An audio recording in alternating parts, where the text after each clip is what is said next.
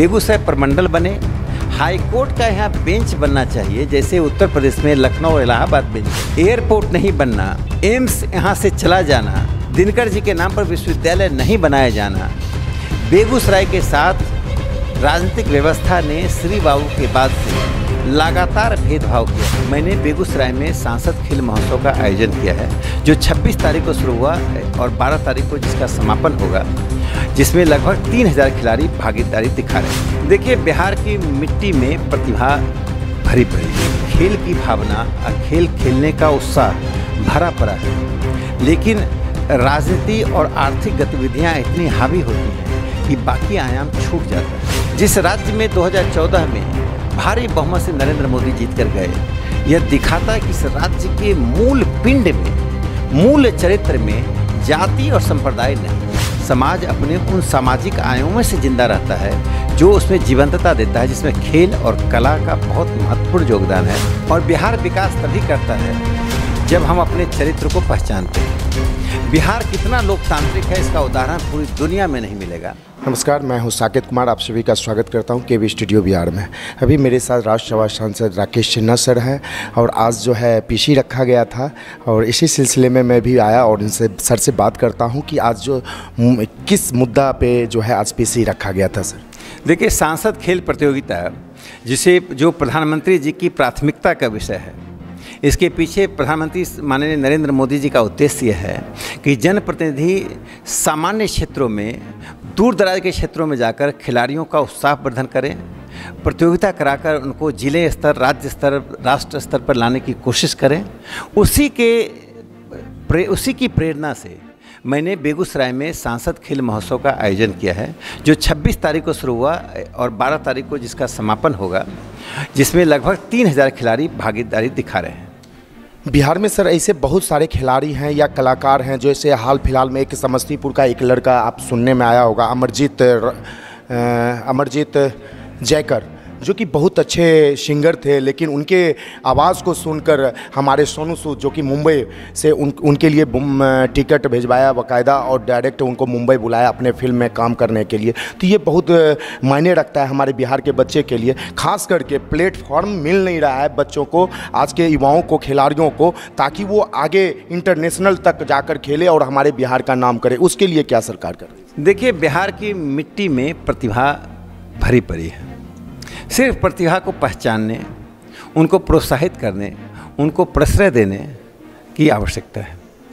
और प्रश्रय, प्रोत्साहन नहीं होने के कारण प्रतिभाएं अंकुरित होते ही मुरझा जाती हैं। आपने जिस बात की ओर ध्यान दिलाया, वह बात आप अपने ज़िले में भी देख सकते हैं कि हमारे बच्चे और बच्चियों में गायन की क्षमता, उनमें नृत्य की क्षमता, उनमें खेल की भावना और खेल खेलने का उत्साह भरा पड़ा है, लेकिन राजनीति और आर्थिक गतिविधियां इतनी हावी होती हैं कि बाकी आयाम छूट जाता है।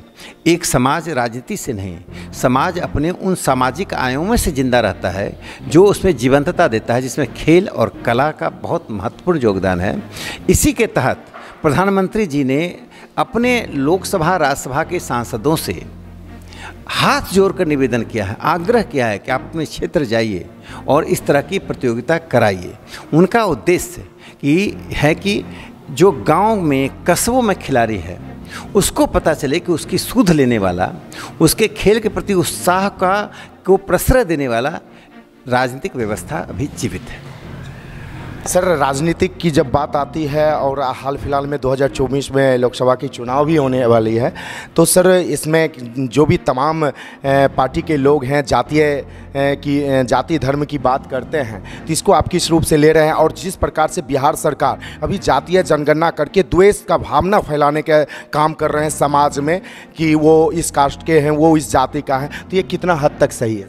देखिए, बिहार राम मनोहर लोहिया जी, कर्पूरी ठाकुर जैसे लोगों की, श्री बाबू की भूमि रही है। और बिहार विकास तभी करता है जब हम अपने चरित्र को पहचानते हैं। बिहार कितना लोकतांत्रिक है, इसका उदाहरण पूरी दुनिया में नहीं मिलेगा। आचार्य जे.बी. कृपलानी सिंध के थे और चुनाव कहाँ से जीत कर गए लोकसभा में? मुंगेर से।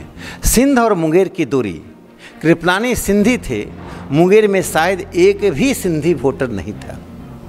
जॉर्ज फर्नांडिस साउथ इंडिया के थे और चुनाव कहाँ से जीत कर गए? मुजफ्फरपुर से, एक बार नहीं 4 बार। मधुलिमा जी हिंदुस्तान के दूसरे छोर से थे, चुनाव बांका से जीत कर गए। बांका और मुंबई के बीच की दूरी हम जान सकते हैं, और मधुलिमा जी को चुनाव लड़ने से पहले सिर्फ वैचारिक आधार पर ही लोग उनको जानते थे। रविंद्र वर्मा और अशोक मेहता गुजरात के थे, अशोक मेहता मुजफ्फरपुर से, रविंद्र वर्मा रांची से चुनाव जीत कर गए। श्यामनंदन मिश्रा नेपाल के मूलतः रहने वाले थे, बेगूसराय से चुनाव जीत कर गए। तो जिस राज्य में 1977 में 54 की 54 सीटें भारतीय जनता पार्टी को गई, जिस राज्य में 2014 में भारी बहुमत से नरेंद्र मोदी जीत कर गए, यह दिखाता है कि इस राज्य के मूल पिंड में, मूल चरित्र में जाति और संप्रदाय नहीं है। लेकिन जब पात्रता मिलती है तो जनता जगती है, जब कुपात्रता मिलती है तो जनता बंटती है। जब राजनीतिज्ञ खुद जातिवाद करेंगे, सांप्रदायिकता करेंगे तो जनता भी बंट जाती है। लेकिन जब राजनीतिज्ञ बिना लाभ हानि की चिंता किए बिना यश अपयश की चिंता किए बिना समाज के प्रति समर्पण दिखाता है तो जनता ऐसी पात्रता को सूंघ लेती है। फिर जनता भी अपनी उन संकीर्ण भावनाओं को छोड़कर उसके पीछे खड़ी हो जाती है, जिसका उदाहरण मैंने कृपलानी जी से लेकर मधुलिमा जी तक दिया। सर, अभी आपने कुछ देर पहले चर्चा किया था जीडी कॉलेज का, तो कहीं ना कहीं बेगूसराय जिला वासियों का जो है मांग है दिनकर के नाम पर जो है विश्वविद्यालय होना चाहिए। लेकिन विश्वविद्यालय तो वहाँ होना चाहिए जब प्रमंडल हो, बेगूसराय प्रमंडल होना चाहिए या नहीं? इसमें कौन सी दो राय है कि बेगूसराय प्रमंडल नहीं होना चाहिए? मैंने तो केंद्र सरकार को यह भी पत्र दिया है कि जो मैं आपको पहली बार रिवील कर रहा हूँ, किरण रिजिजू को मैंने पत्र लिखा है, मांग की है कि बेगूसराय में हाईकोर्ट का एक बेंच स्थापित किया जाए। बेगूसराय में हाईकोर्ट का बेंच इसलिए स्थापित करना जरूरी है कि एम्स और एयरपोर्ट दरभंगा चला गया। बेगूसराय जो NH-31 जहाँ है, जहाँ भारत सरकार की सबसे 2 बड़ी कंपनियाँ हैं, बेगूसराय जिसकी आर्थिक GDP बिहार में दूसरे नंबर पर है, जिसका एक ऐतिहासिक स्थान है, और जहाँ पर बेंच स्थापित होने से भागलपुर, समस्तीपुर, खगड़िया, मुंगेर, लखीसराय, यहाँ तक कि मोकामा तक के लोगों को सुविधा मिलेगी। तो बेगूसराय प्रमंडल बने, हाईकोर्ट का यहाँ बेंच बनना चाहिए। जैसे उत्तर प्रदेश में लखनऊ इलाहाबाद बेंच है, वहाँ यहाँ बेगूसराय बेंच होना चाहिए। ये सभी मांगें कहीं न कहीं हमारे अपने ही आग्रह में कमी के कारण पीछे छूटती गई हैं, और पीछे छूटने का प्रत्यक्षम किम प्रमाणम, एयरपोर्ट नहीं बनना और एम्स यहाँ से चला जाना, दिनकर जी के नाम पर विश्वविद्यालय नहीं बनाया जाना, बेगूसराय के साथ राजनीतिक व्यवस्था ने श्री बाबू के बाद से लगातार भेदभाव किया है। श्री बाबू को श्रेय जाता है कि बेगूसराय को उन्होंने एक राष्ट्रीय फलक पर रखा। उनके कारण यदि सिमरिया, शायद श्री बाबू नहीं होते, आज की व्यवस्था होती तो शायद ये सिमरिया का पुल भी नहीं बना होता। तो मैं कहता हूँ श्री बाबू के दिनों को फिर से याद करने की ज़रूरत है। श्री बाबू की राजनीति को, श्री बाबू की भावना को फिर से पुनर्जीवित करने की ज़रूरत है, और बेगूसराय को बिहार ही नहीं हिंदुस्तान के मानचित्र पर लाने की ज़रूरत है, जिसने एक राष्ट्र कवि दिया, जो आज पूरे हिंदुस्तान को खाद्य सप्लाई कर रहा है, जहाँ से तेल का सप्लाई हो रहा है, वह बेगूसराय आज याचक बने, यह अनुचित लगता है। सर, एक अंतर्राष्ट्रीय जो कि जयमंगलागढ़ जो माना जाता है कि अंतर्राष्ट्रीय पर्यटक स्थल है सर, और क्या उसे और भी अच्छा रूप दिया जाए या नहीं दिया जाए? देखिए, प्रधानमंत्री नरेंद्र मोदी जी ने मन की बात में रामसर साइट की बात की है। बेगूसराय का गौरव यह है कि बिहार का एक झील जो रामसर साइट में है वो बेगूसराय का है। हिंदुस्तान के 39 झील रामसर साइट में है, उसमें एक बेगूसराय से आता है। वहाँ 2 समस्या है। एक तो रामसर साइट में यह बना रहे, इसकी समृद्धि हो, देश दुनिया के पर्यटक आएँ, जिससे यहाँ रोजगार बढ़ेगा, आर्थिक गतिविधियाँ बढ़ेगी, होटल और पर्यटन इंडस्ट्री का विकास होगा। दूसरा जो महत्वपूर्ण मुद्दा है, किसानों की ज़मीन बड़ी मात्रा में डीनोटिफाई नहीं हो रहा है। तो जो ज़मीन रामसर साइट के अतिरिक्त, झील के अतिरिक्त है, उसको अविलंब बिहार सरकार डीनोटिफिकेशन के द्वारा किसानों को दे, जिससे किसान उस पर अपनी व्यावसायिक गतिविधियों को कर सकें। एक तरह प्रकृति पर आपदा लाया जा रहा है, दूसरा किसानों को भी सताया जा रहा है। तो दोनों से कांवड़ झील को बाहर निकालने की ज़रूरत है।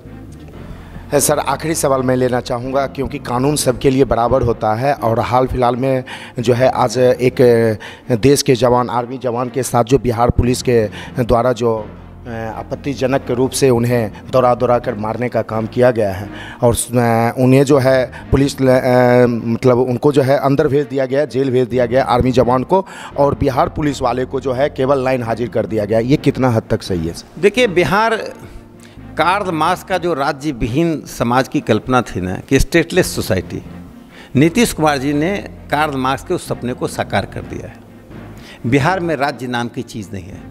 जिस राज्य का एक शिक्षा मंत्री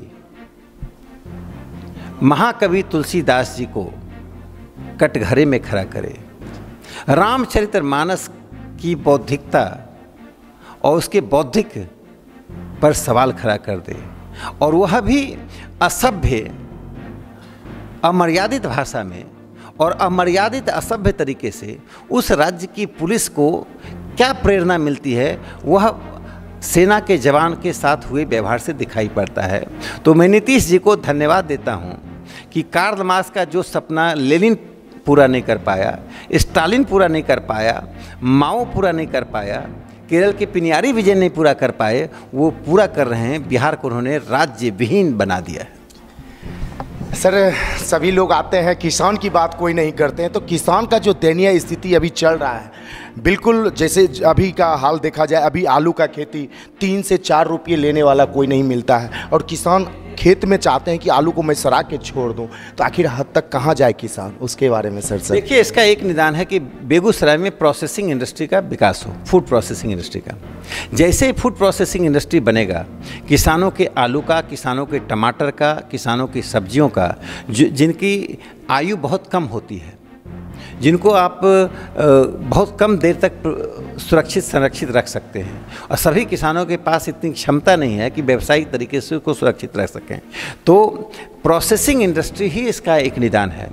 बेगूसराय में ऐसे प्रोसेसिंग इंडस्ट्री एक ही बन रहा है या 2 बन रहा है। एक बेगूसराय में टमाटर का, मक्के का, आलू का प्रोसेसिंग इंडस्ट्री बनाने की ज़रूरत है। जितनी टमाटर का पैदावार होता है, बेगूसराय सॉस के उत्पादन का सबसे बड़ा केंद्र बन सकता है। आलू के चिप्स का बेगूसराय इस पूरे हिंदुस्तान को आपूर्ति करने की क्षमता रखता है। मक्के का जो उत्पादन होता है, जिस गुणात्मकता मक्के की है, तो जो पॉपकॉर्न बाहर लोग खाते हैं, जिस पॉपकॉर्न की 100 ग्राम पॉपकॉर्न के दाम उतना होता है जो वहाँ 5 किलो मक्के की दाम होती है, तो हम क्यों नहीं बिहार से मक्के का प्रोसेसिंग इंडस्ट्री बनाएं?